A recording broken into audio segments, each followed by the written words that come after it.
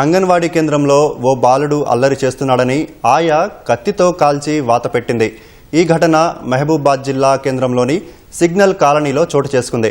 మణిదీప్ అనే 5 ఏళ్ల బాలుడు స్థానికంగా ఉన్న ఓ అంగన్వాడీ కేంద్రంలో విద్యను అభ్యసిస్తున్నాడు.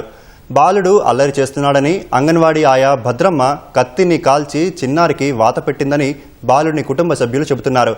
ఉన్నతాధికారులకు ఫిర్యాదు చేసినా ఎవరూ పట్టించుకోవడం లేదని చిన్నారి తల్లిదండ్రులు ఆవేదన వ్యక్తం చేస్తున్నారు. బాలుని పట్ల కర్కశంగా వ్యవహరించిన ఆయాపై చర్యలు తీసుకోవాలని బాలుని కుటుంబ సభ్యులు, బంధువులు అంగన్వాడీ కేంద్రం ముందు ఆందోళనకు దిగారు. ఆందోళన చేపట్టిన వారిని ఆయా బంధువులు దూషించారు.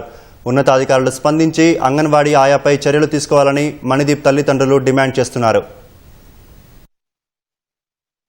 అంగన్వాడీ స్కూల్లో మా మనవాడు మణిదీప్ ఆ బాబుని షాకుతోటి అల్లరి చేస్తున్నాడు, ఊకే బయటికి పోతున్నాడు అని పిలిచి ఇంట్లోకి కాలవడం జరిగింది. కత్తిని గ్యాస్ దగ్గర తీసుకుపోయి కాల్చి వేడి చేసి బాబుకు కాలవడం జరిగింది. మా బాబుని కాల్చడంపై ఆమె మీద చర్య తీసుకొని మాకు న్యాయం చేయగలరు.